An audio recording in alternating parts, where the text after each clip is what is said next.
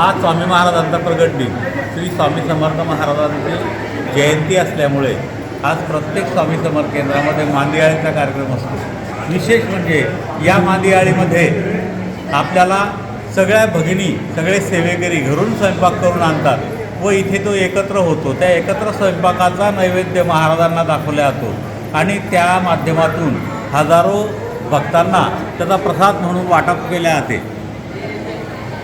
या प्रसादामध्ये शेंदुर्णीचे सर्व प्रतिष्ठित वगैरे लोक येत असतात आणि याच वेळी आपण चांगल्या प्रतिष्ठित लोकांना या ठिकाणी बोलवून त्यांचा स्वागत सत्कारसुद्धा करत असतो। या माध्यमातून आपण सर्वसामान्य माणसाचे दुःख दूर करण्याचं काम करतो। परमपूज्य गुरुमाऊली म्हणतात 20% आध्यात्मिक सेवा व 80% सामाजिक सेवा हा आपला मूळ मंत्र आहे। त्या नियमाने आम्ही 18 विभागाच्या अंतर्गत ही सगळी कामं चालू असतात।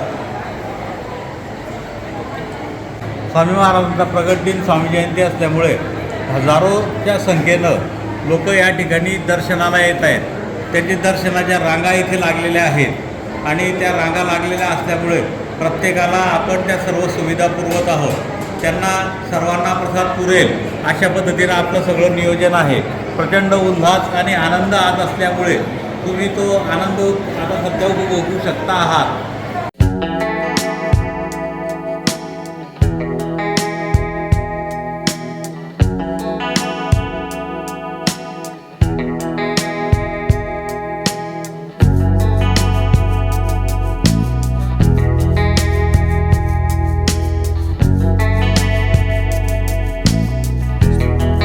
श्री स्वामी समर्थ।